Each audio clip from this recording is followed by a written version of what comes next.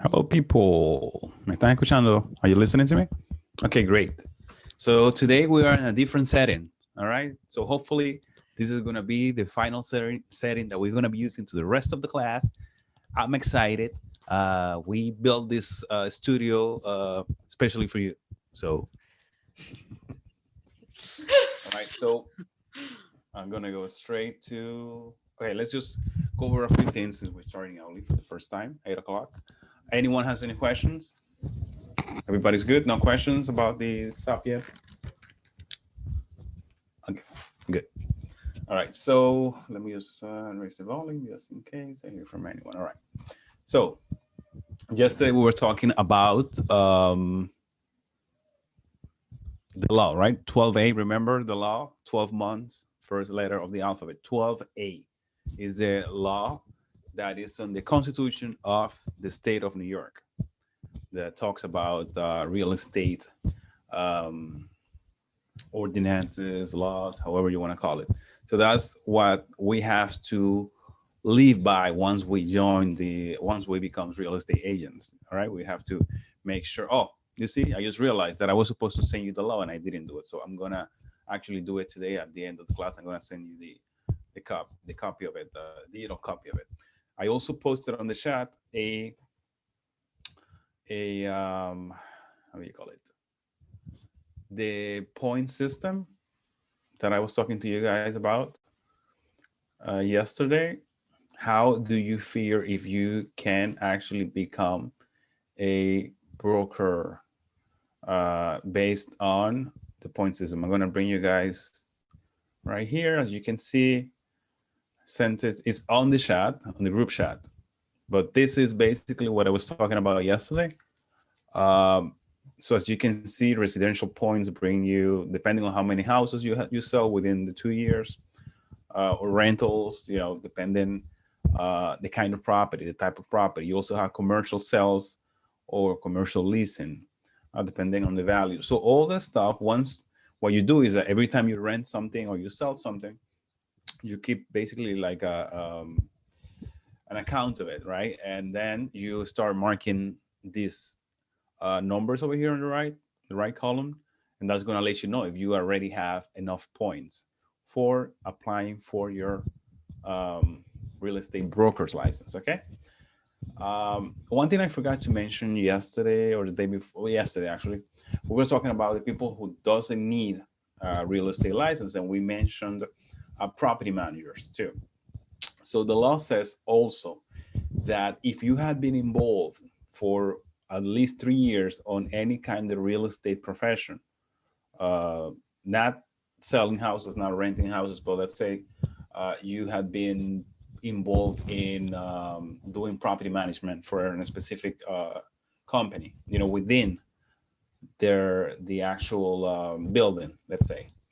Then if you do it for at least 3 years, you don't have to do this. I mean, you don't have to, you're exempted from having to do the 2 years or having to apply through the point system, because what the law wants you is to show that you have enough experience in order to be able to not only do sales and leasing and renting all the properties out there, but also that you can be enough. I mean, you have enough experience to be able to also sponsor other agents that are coming into the market. You're gonna have the right to do that once you get your broker's license.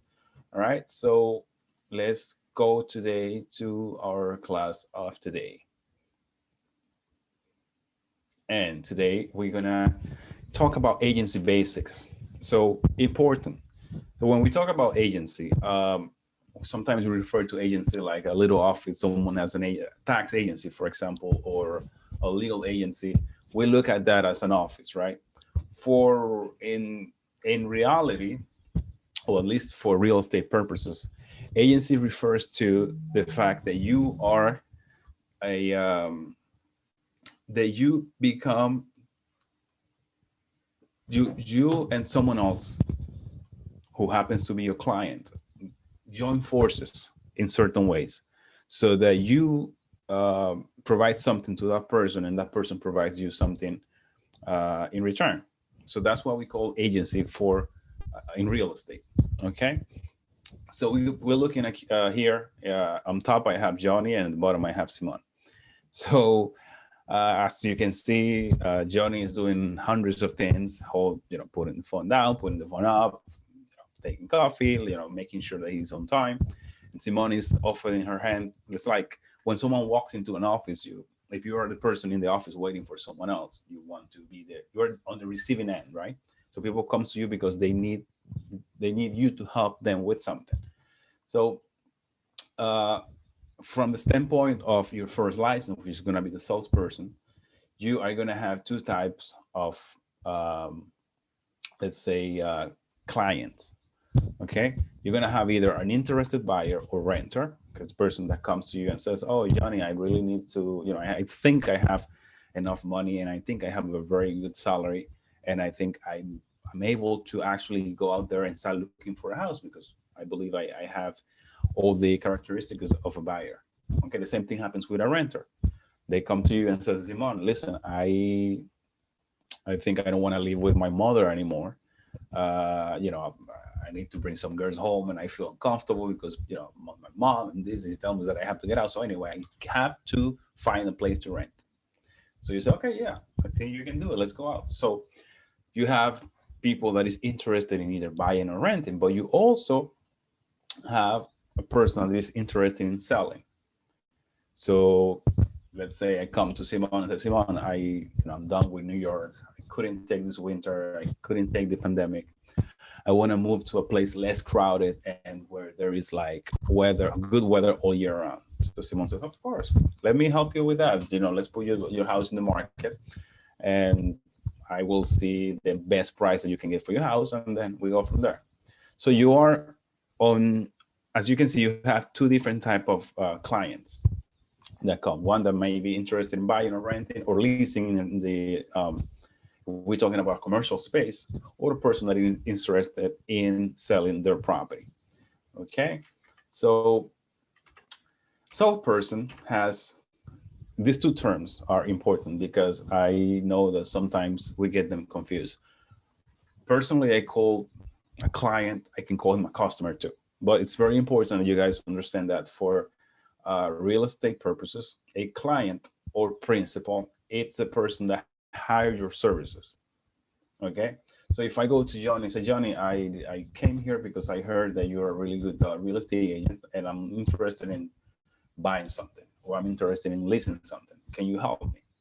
Johnny said, yeah, sure. So we evaluate my situation. I signed a document where I allow Johnny to become my agent. And then I become a client or a principal of Johnny. But what happens to Simon, let's say I'm interested in buying a house, right? And I come to Johnny and say, listen, Johnny, I need you to help me out. So we go through all the paperwork and Johnny starts taking me out to look at the properties that I'm thinking about buying. And one of those houses is a house that Simon has. Now, Simon doesn't have any kind of relationship with Johnny. Johnny goes to Simon or takes me to Simon because he knows that Simon has a house or an apartment that I may be interested in. So in that case, Simon is the customer. Simon is the person that has the house or the apartment or the commercial property that may fit the needs that I'm looking for. Okay. So there's a difference in this case. Customer and client is not the same thing. Client is the person that you work for, and customer is the person that you literally are going to be using to satisfy your client's needs. Okay, so very important. As you can see here, the client comes to the salesperson, but then we go out and start finding a customer for my client. Okay, so, oops, I'm going back. All right, so as you can see here on the right in the little picture here, that's me when I had hair, that I came here to Johnny and asked him, Johnny, help me out to find a house. And then on the bottom picture under the customer, you're gonna see Johnny with a magnifier looking for someone that can provide with what I need. Okay. Okay, so when we have a buyer or a renter, or a person looking to lease a space. We must understand that it's not the same thing an interested buyer than a qualified buyer. I always tell my colleagues that it's not the same. Everybody has anyone has the desire, to have your own house, have your own roof. It's, something nice, something cool. Everybody. I mean, everybody wants to have something of their own, right? But not everybody can get it. Not right now. Maybe in the future, but not in this particular moment. So it's important that you guys understand that just because a person comes to you and tells you, yeah, you know what, I came here because I want to buy a house, and you need to actually figure if that person actually is qualified to be an actual buyer, or if qualifies to buy the house that they're looking for, because maybe they do qualify to buy a certain house of certain price, but it's not the one that they're thinking about. Okay, so I had this little picture here. This is Carol. uh, she was crossing her fingers, and then you have who's going to be Tanya with the money in the hand. So we have, one person that is wishing that, yes, that they're going to come to you and ask you, oh yeah, I hope that they say yes, that I might actually be able to be a qualified buyer, but the documents show different. Okay. This is another example here. I like to put this one. For real estate purposes, a qualified buyer is a person that is considered ready, willing, and able. Okay. And I put this picture here because I see that, for me, I look at two people that are in love, but they are not, they are not doing the first step. They are not taking the first step to show it to someone else. So they may be ready, but they may not be willing to show the love to each other. So when we have someone that comes to us and express to us that they would like to purchase a property, we need to make sure that they're ready, willing, and able to actually commit to the transaction until the end. Okay, the same thing with a person that is looking to sell their houses, because you're going to be making an effort, you're going to be spending time, you're going to be spending money to show that property, and you don't want the owner at the end to say, oh, you know what, actually, just when you have a buyer, say, oh, you know what, actually, I decided that I don't want to sell it. So ready, willing, and able, it's a very important thing to know. Okay. So what happens when a person comes to you the first time and says, "Hi, Simon, I heard that you're a real estate agent, and I really want to start looking for a house out of New York, and I was thinking maybe over there, with a nice view of the river and all the stuff, So I thought maybe you can help me out." Okay. So at that point, Simon realizes that this person, may actually be real and they want to use your services. So there is something called the 443 agency disclosure form. And what is the an agency disclosure form? So an agency disclosure form, what it does, it's like how you call it? It's a consumer's report kind of stuff, like where you tell the person or the potential client, you tell them, listen, this is, I need to give you this so you know what are your rights and what I'm supposed to help you with. Okay. So this is not a contract, as it says over here. This is just a like something to let the client know what their rights are. Okay, and what's my duty as an agent. So as you can see here, disclosure regarding real estate agency relationships. Okay, so one more time, the agency is not you, and your colleagues at the real estate office. The agency is what you create with a client. Okay, so this talks to you about that. So seller's agent, buyer's agent, broker's agent, dual agent. Okay, so you show them this and tell them, okay, so before we start talking, since I see that you're serious, I just wanted to show you this form. Uh, you know, then the person looks at this form, they initialize it and sign it. All right. Now the law says that they don't have to sign this form. They are not obligated to sign it.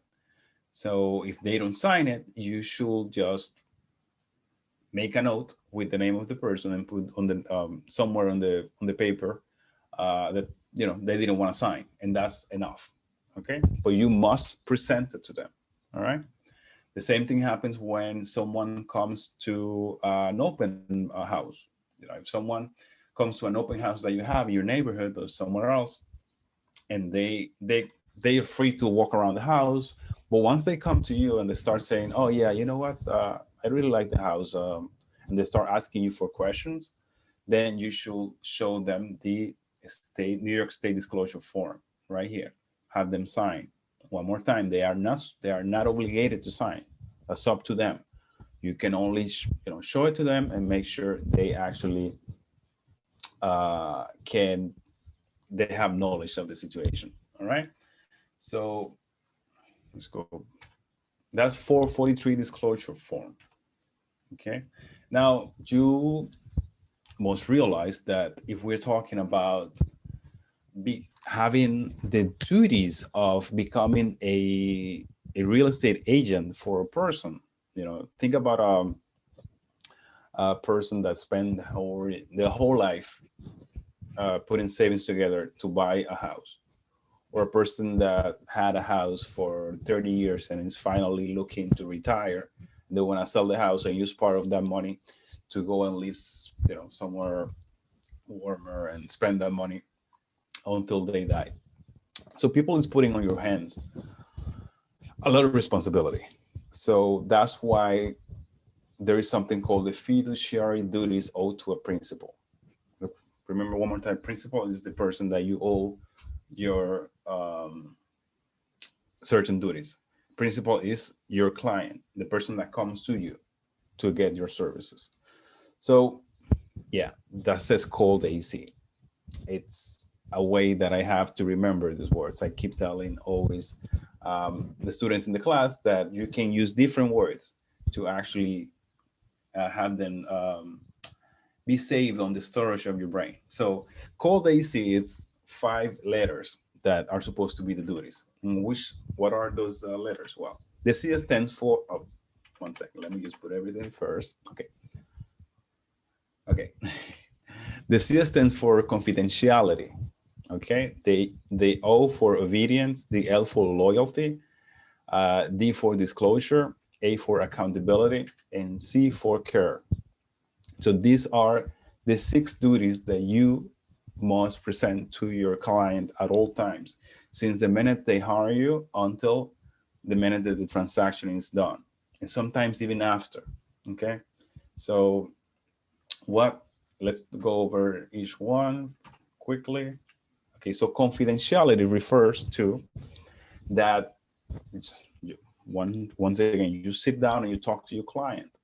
They put all their many assets in your hand. They put maybe their biggest asset, the house, the only house they have, they put it in your hand. Or a person says to you, "Oh yeah, I only have $400,000 to buy a house."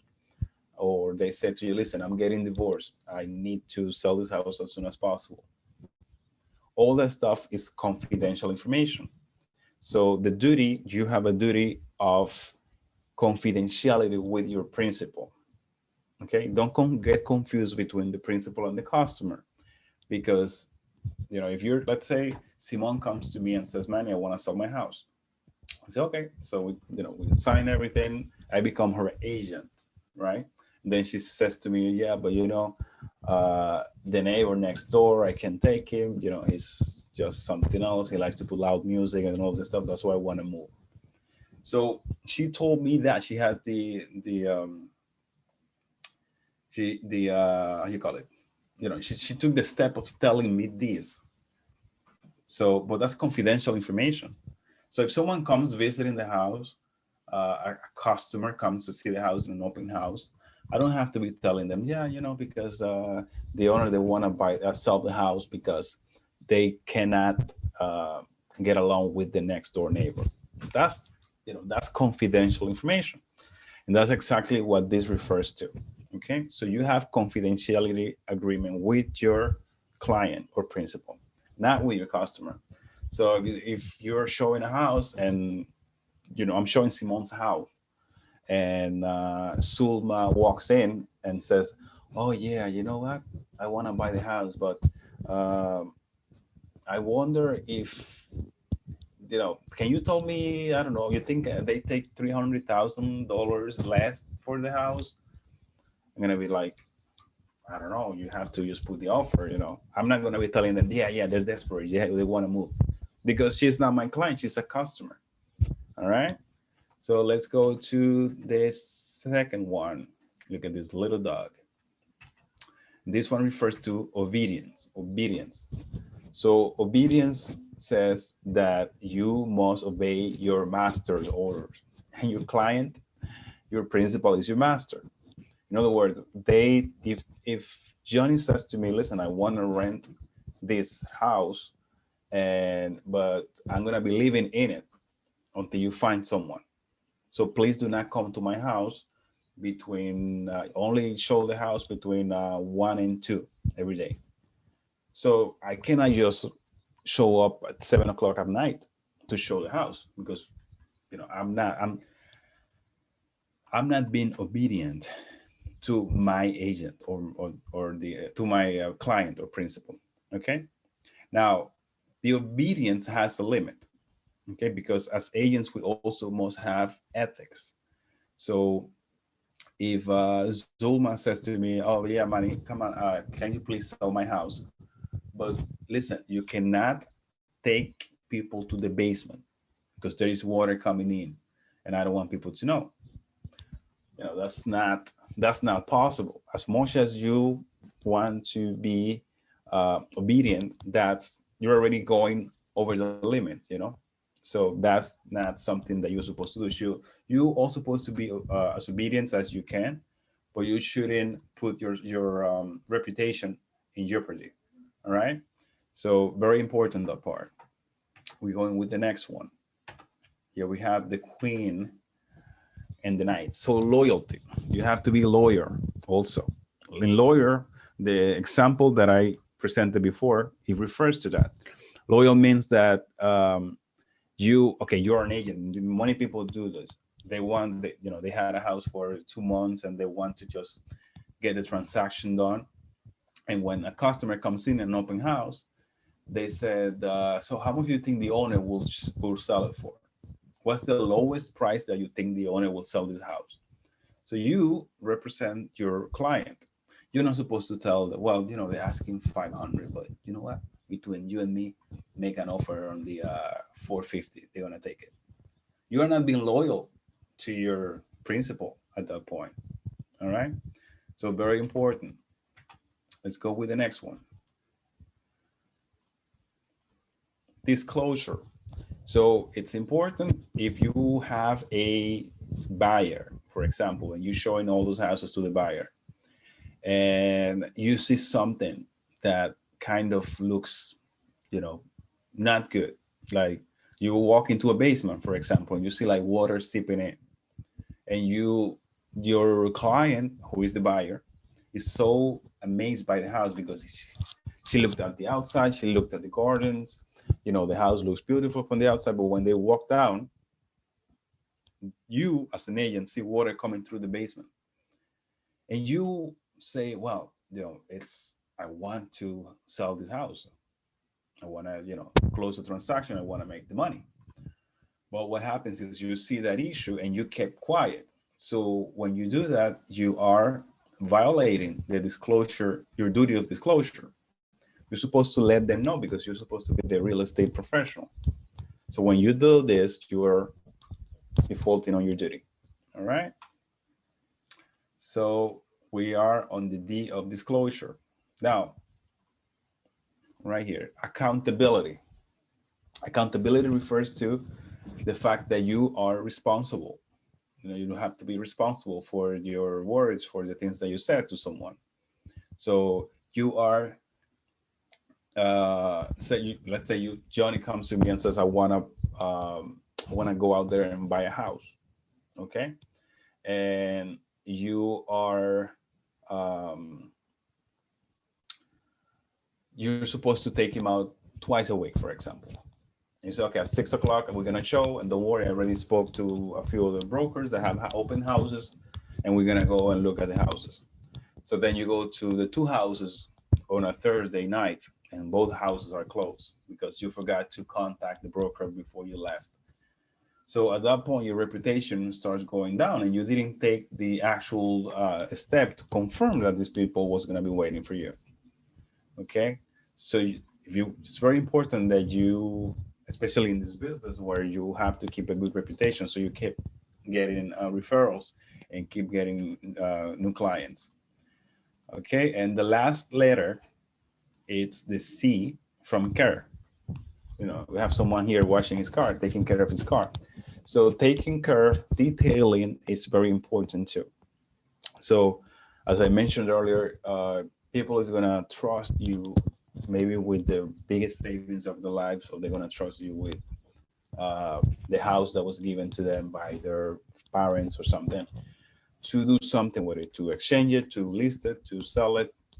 So you have to be very careful. So someone comes and gives you paperwork. They're gonna give you private paperwork. They're gonna give you W-2s, tax returns, a whole bunch of stuff.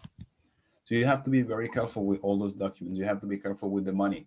Sometimes they give you, if Simone says, "Oh, I want to go out and buy a house," she comes to me and I say, "Okay, let's go." Simone sees a house that she likes. She makes an offer. The offer is accepted. Then Simone, I said to Simone, "Simone, the offer was accepted. Uh, let's put the deposit right away." Simone sends me the deposit, and I have to take that check to the attorney for the seller. So what happens if I lose that check in my way to the attorney? You know, that's the lack of care.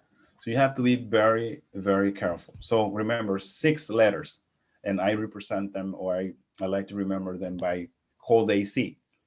Okay, some other people use I think all car or something like that, but you can use whatever acronym it's called, right? That you would like to use, you know, to remember those 6 duties of the agents towards their clients. Okay, so let's see what else do we have. So we're going back to a very interesting concept. So think about something. We are in the agency. We have Simone on one side. We have Johnny on one side. Sulma is the broker of the agency. So I go to Johnny and I say, "Johnny, I go to Zulma. Zulma is the broker. So I go to Sulma and say, listen, I want to buy a house that you guys have. Or I want to buy a house with this characteristic, right?" And then somebody else comes and says, "Oh, I have a house that I want to sell, and I want you guys to help me." So the thing is that 2 people come to the same office, right? And they talk to the same agent, or the broker in this case. But one has what the one wants what the other one has. So one is the person selling the house, and one is the person uh, buying the house. So you must be wondering, how do you keep your duties in place at that point? Because you owe, for example, you owe confidentiality to either the seller or the buyer. So how do you do? So the law calls this dual agency. So dual agency means, like, I don't know if you have ever seen like those cell phones with dual SIMs that you can have 2 numbers on the same cell phone. It's kind of similar, the same concept. So they come and they say, the first of all, we have to let everybody know. All right. So if Simon comes to me to buy a house and Johnny comes to me to sell a house, I need to both let both parties know that I'm working for both of them, right? And I'm gonna try to do my best to represent each one of them. But I cannot, there are certain duties that I cannot commit myself to do it because it's impossible. You understand? Because I have to make sure I am being accountable. I have to be loyal. There is no loyalty on dual agency. How is it going to be loyalty if I have to be, I have 2 people, 2 clients? So most people don't like that. They actually someone is buying a house or selling a house, they go to an agent and they give you the option. They say, well, you know what? We can establish a dual agency because you came to buy a house and I have a house in here. Like I have a house from another client. So it's up to you as a client to decide if you feel comfortable. But they need to know what dual agency is. They need to know that their loyalty is not going to happen. All right. So that's what we call dual agency. As you can see here in the corner, under salesperson, you have a broker kind of balancing a seller and a buyer. All right. So very important. So we have three types of agency and we place them right here. Number one says universal agent, who is an agent who is authorized to perform all acts or duties his or her principal is empowered to perform. Okay. For example, a power of attorney. If you ever sign one, if you ever assign powers to you to do certain things, that's the definition of a universal agent. Okay. The general agent is an agent with full authority over one property of the principal.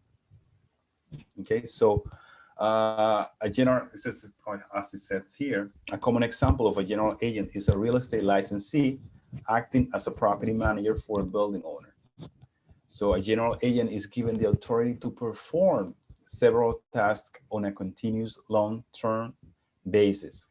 So if I hire Johnny to maintain a building, to collect the rents and be the face of the management, then he's a general agent.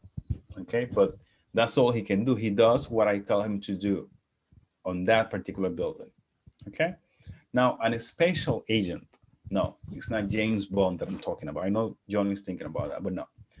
A special agent is an agent with limited authority to act on behalf of the principal. For example, real estate brokers or salesperson, you guys are designated as special agents because unlike a universal or general agent, a special agent performs limited duties and whose relationship with the principal is not meant to be continuous. So if I come to Simon, I say, Simon, I need you to rent this house. I need you to sell this house. All right. I'm hiring Simon to buy this house for me. Okay. That's the agency that I have. If after that I want Simon to rent it for me, that's another contract, right? Another contract. But in the meanwhile, she's limited to perform the rental or sale of that property. Okay, that's what we call it, special agent. So remember, you are a special agent. Okay, so now we're going to be talking about sub-agency. Okay, so sub-agency, as you can see here, we have in the case of two homeowners, right, that they want to sell the house. So they pay a listing broker to put the house in the market, as you can see over here. Okay. Now the listing broker pays a listing agent, which is, let's say, a salesperson, can be any of you guys. Well, he also pays a buyer's broker, okay, who in exchange also pays a buyer's agent. So it sounds a little bit confusing, but I'm gonna bring it all down to earth. So as you know, many times you have a client that comes to you, but we live in a world where you have more real estate companies, more real estate offices, more brokers that belong to other offices. So it's going to be normal that you might be looking for a house and you drive by and you see a sign from another company. So what we do, we call that agent and say, listen, I have someone that wants to look at the house that you have. Okay. So it's okay, perfect. So let's say that other person is a salesperson. So Johnny is a salesperson of California Realty. Simone is a salesperson with Miami Realty. So Johnny has a buyer and Simone has a house from her principal. Someone wants to sell the house. So Johnny's driving around, sees the house that Simone has for sale. It says, hi, Simone, my name is Johnny. I work for California Realty. and I have a client that is very interested in looking at your house. Simon says, "Oh, of course, yeah, I will open it for you." Now, Simon is a salesperson who works for Miami Realty. So Miami Realty is the brokerage firm. So when the transaction happens, when the transaction takes place, so the paying part, meaning who pays who, is like this. So the owners get paid. They pay the listing broker. This, I mean, like the person that they hire. In this case, Johnny. They pay the listing broker, and no, I'm sorry. Simon was the one that with the house. So Simon is the listing broker in this case. So they pay Simon, the owners of the house. They pay Simon, and then Simon is gonna pay. Uh, no, sorry. The owners pay Miami Realty, right? Which is the broker in this case. And Miami Realty pays Simon, who is a salesperson for Miami Realty. And then that's Miami Realty also pays California Realty, who is the broker for who Johnny works. That's now we're talking, all right? Because I keep confusing the salesperson part and the broker. So the brokers are the ones that get paid when the transaction is finalized. As I said, a broker can be an office, it can be a person, all right? So very important. That's how the you guys will get paid after the listing broker gets paid, and he distributes the money to the other agents that help on the transaction. Okay, so another example right here. So we have the client, the principal, who actually hires someone, and in this case, a real estate broker. Okay, this real estate broker has a customer that comes here to the house. Now, the real estate broker has a salesperson. It can be Simon, it can be Johnny. Okay, so remember something. As I was explaining when I was talking about obedience, I was telling you, listen, you don't have to be obedient to the customer. You have to be obedient to the principal or client. However, your obedience cannot go over, the law. I mean, you cannot do something that is illegal, but you cannot neither do something that is not right. It's not fair. So that's why here it says that regardless of you having fiduciary duties with your principal client, you also owe the customer, the person that comes to see the house that you have in an open house. You also owe them certain duties, like act fair and honestly, disclose all known material facts, and operate with reasonable skills and care. Okay. Now, uh, here we have another example. We already spoke about this is a dual agency. Okay. So we have, let me see if I have here. Okay, before we jump to commissions. So we have two types of, two situations where we end up with people that comes to our same office. So we have something called designated agency too. And that happens when someone comes to Johnny and says, Johnny, I have a house that I want to buy. And Johnny works in the same office as Simon. And then Simon has someone that has a house that wants to sell. Okay, so both of you, a salesperson, you work on the same office, right? In the same brokerage firm. And however, you have two clients. Each one of you has a client. So that's called designated agency because the broker becomes like a referee, right? He's the one that has to be like in the middle. And he designates Johnny to be the client, I mean, the agent of client A, and Simon to be the agent of client B. And the broker becomes like, once again, the referee in between the two situations, okay? Now, the difference is, as I said, designated agency is when you have two salespersons with two clients who one needs what the other has. Okay, now the dual, it's basically when the it's one single person. Let's say Johnny has a house for sale, and then this other person comes to Johnny and says, Johnny, I want to buy, no, I want you to help me out to get a house. All right. And then that person realizes that Johnny has a house that he wants. So that person, Johnny has two clients himself, and that's called then dual agency. All right. That's the difference between designated agency and dual agency. So this is the part that I know Johnny likes. So this is a typical commission split table that I'm showing here on real estate. Uh, Usually it's more like 70, 30, 80, 20, depending on, you know, the office that you go to. But here's an example of a house that sells for $350,000. Okay. So with a commission split of 6,000 that is paid by the person that is selling the house. That gives you, in terms of dollars, that gives you a result of 21,000. And what happens in this case, we have two companies that are involved. So we have a buyer's company and we have a seller's company or office, right? So each one divide the commission 50-50. So let's say Simon works for an office and Johnny works for another office, right? One is selling, the other one has a buyer.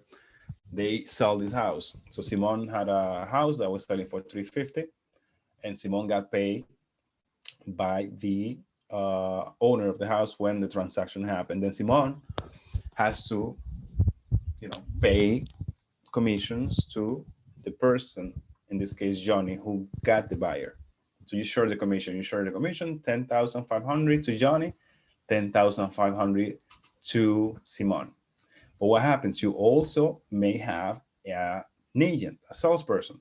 That is the person that you had helping you out. And we're talking about in the event that you guys are brokers, right? That you are the owner of your own agency. Okay. In this case, then you will end up giving a agent, in this case, the majority. Usually you get the majority of the money, in this case, 60%, and for a total of $6,300. And the broker will get the other 40%, okay, on one side, on the buyer side. Then on the other side, it's going to be the seller's side, and it's going to be the same split, 60-40. So one side gets 6,300 and the other side gets $4,200. Okay. Let's see what else do we have here. Okay, we're going to be talking quickly about how we look in time-wise. We good? Oh, 2 minutes. All right, so we are going to quickly talk about some unethical and illegal actions or antitrust laws. Okay, I think we'll be hearing about antitrust laws when we talk about Google and monopoly and all that stuff. So price fixing, this is important. This also shows, we see it in the test. But price fixing refers to the fact that there is no standard commission on real estate. So most people charge 6%, but it doesn't have to be. You can charge 5, you can charge 5.2, 1. You cannot charge. You don't have to charge anything, whatever. But what you cannot do is that tell Simon, oh Simon, let's say Simon Realty, and is on the north of Westchester, and Johnny is in the south of Westchester. So you guys go for breakfast, lunch, dinner, whatever, and then you say, listen, why don't we both set up the commission to be 7%? That way, people won't be go crazy like trying to get the best deal. They're gonna have to come to either one of us, because we are the only ones in the area. So you do what they call price fixing. All right, so that's illegal. That cannot be made. That cannot happen. All right. Price fixing. All right. So something else that is unethical is called market allocation or customer allocation. So the same thing I mentioned before. If you are in the north of Westchester, you cannot tell the people from the south, listen, all the people that goes to the south, send them over and I will do the same. You cannot, if someone comes to you to buy a house on the south side, you cannot tell them, oh yeah, no, but listen, I don't work with people from the south. You have to go down to the south of Westchester. You have to go and talk to Johnny over there. I don't touch these people. That's illegal. All right. market allocation or customer allocation is called. Something really important also, it's that you cannot discard transaction documents with less than 3 years of occurrence. It didn't matter if you close the transaction or not. Even if you remember, we're talking about the disclosure form, the 443 disclosure form. Even that form, right? You can, let's say I meet Johnny in a Starbucks, and because Johnny wanted to talk to me about something that he wanted to buy a house or something. And I sit down with him, and first thing I do is show him the forms, explain to him what I'm gonna become for him. And he doesn't sign it. He doesn't want to sign it. I just put Johnny didn't want to sign this date. Even if Johnny walks away after me talking to him and says, "Oh, you know what? I think I'm gonna change my mind. I'm not gonna go ahead and buy something."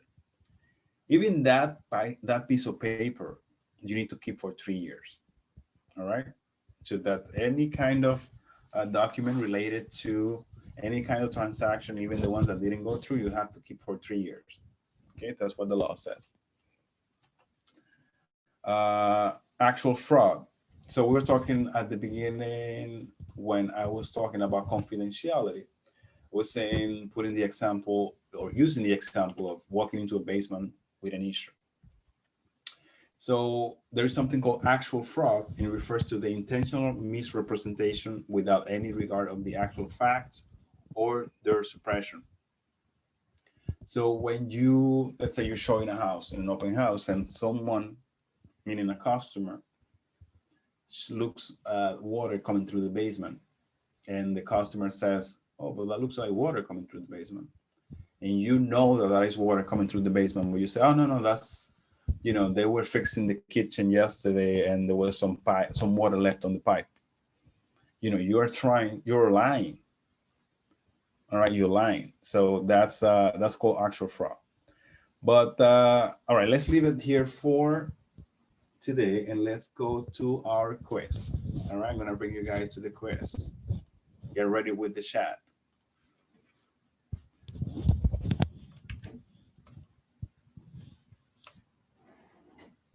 All right. I mean, anyone has any questions, Johnny, Simone? You good? Where can we find the PowerPoint? I'm sorry, say that again? Where can we find the PowerPoints if we want to look back? I'm gonna send it to you. I'm actually gonna send you the whole PowerPoint presentation until the end of this week. Okay. Okay, so tomorrow night I'm gonna send you the pages that we have looked at until now. So you don't have to go crazy. I mean, I encourage you guys to take notes, but most of the stuff you're also gonna be able to look at it in the PowerPoint presentation when I send it over. Johnny, you good? Let me open.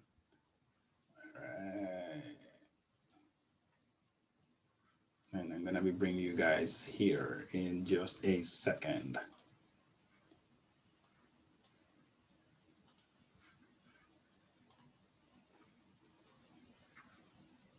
All right, so let me bring you guys here. Here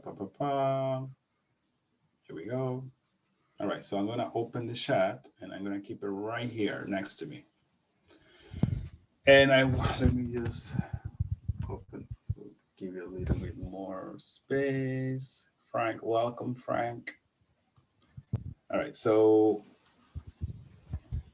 okay, so this is the first question. So Bruce signs a buyer broker contract with Ursula.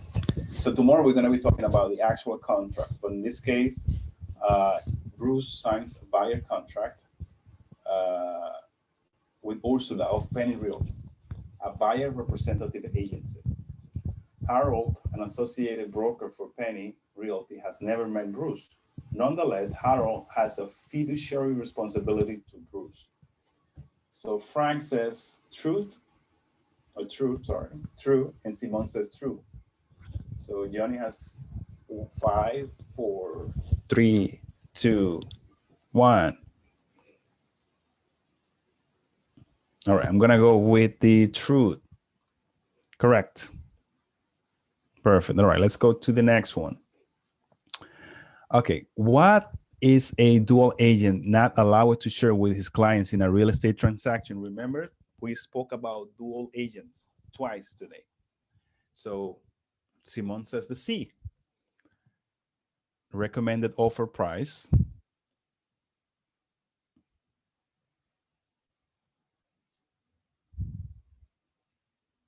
Johnny? So I have closing costs that he should expect to pay, real estate terms, recommended offer price, sell price of comparable properties. So I have two C's. I'm going with the C. Okay, perfect. Let's go with the next one. Frank. Wow, Frank is a real estate salesperson for employing broker Rita. Frank will not have a fiduciary duty to all of Rita's clients if she practices A, buyer's agency, designated agency, dual agency, or seller's agency.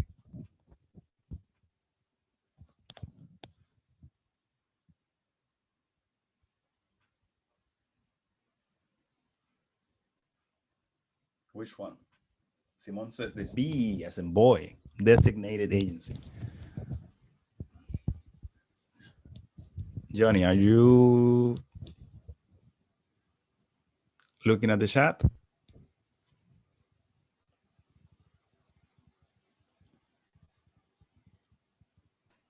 I submitted my answer. Did you see it? No, I haven't seen it. All right, try again. All right, so I have two B's on this one. I'm going with the B. Let's see. Correct. Well, you guys are on fire. All right, so Joel, let me close this. Joel's real estate brokerage practice is designated agency. One of his agents brings Joe a listing agreement with a seller. Another of his agents brings Joe a broker-buyer contract with a potential buyer for that property. A supervising broker, what type of relationship does Joe have with the seller? Dual agent, seller's agent, sub-agent, or transaction coordinator?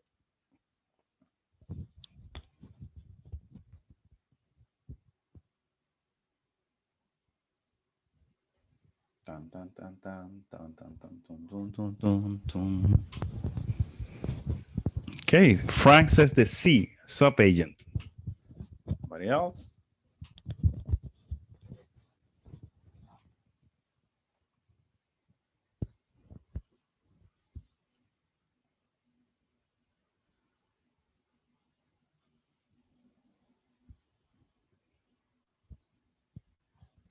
All right, I have Simon C to C's. I'm going with the C. Oh, all right. Simon just said A. So I have two different letters. When I have two different letters, I need, okay, you switch to A, perfect. So I have two different letters. Johnny, you need to break the tie. And I don't see you typing.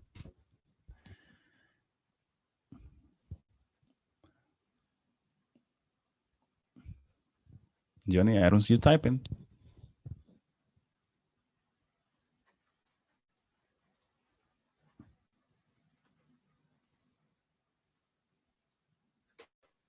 I'm typing. I don't know why it's not coming through. Let me try. Let me try again. I don't know why it's not coming through. I'll try again. I think you put as a direct. Select everyone, so everyone should see your response. I hear that, but but he's not even getting it. So I don't know. But I'll try again.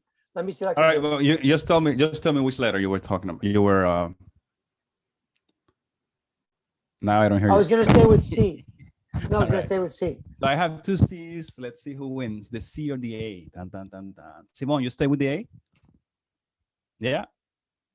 Okay, let's see. Dun, dun, dun, dun. Oh, well. So the C is not correct. So I'm going to the next one. Let's see if Simon is right. Oh, she is on fire. All right, let's go with the next one. Okay, your brokerage practices designated agency. You bring in a listing for Marilyn's house. She also asks you to represent her in her search to find a new house. What? I can see what it says here. Okay, signing a buyer agency agreement. This makes you a what? designated buyer's agent only. All right, I have a C for Simon. She says designated seller's agent and then a designated buyer's agent. Okay. What does Johnny say? What does Frank says? Okay, Johnny says C too. So I have two C's. So I'm gonna go with the majority in this case. Frank, you have something else? 5, 4. Okay, so I'm going with the C. Correct. People is doing great tonight. All right, let's go with the next one. An affiliated licensee of the listing agent in a brokerage practice in traditional agency will have what agency relationship with the seller? That was a question, by the way. Buyer's agent, consensual dual agent, seller's agent, or undisclosed dual agent. So wow, Johnny shot fast this time. He says C. Johnny's here. C. Anyone else? I have a C, seller's agent. Simon says C. Frank, you left. 5. Okay, so I have 3 C's. I'm going with the C. Let's see. Oh, wow. Okay, wow. Look at these guys. Very well done. I have to say that Simon is the one that had all of them corrected. So Simon won tonight. Have a great night, guys. I'm going to send you some information. Simon, have you been looking at the group chat? The information on the group chat on WhatsApp? Okay, great. Great. So I'm going to continue sending some more stuff over there. So we only have 18 days left now, and we have one more day of this week. You guys are doing very good. All right. Have a great night, and I will speak to you guys tomorrow. Thank you, Frank. Thank you. Good night. Good night, everyone.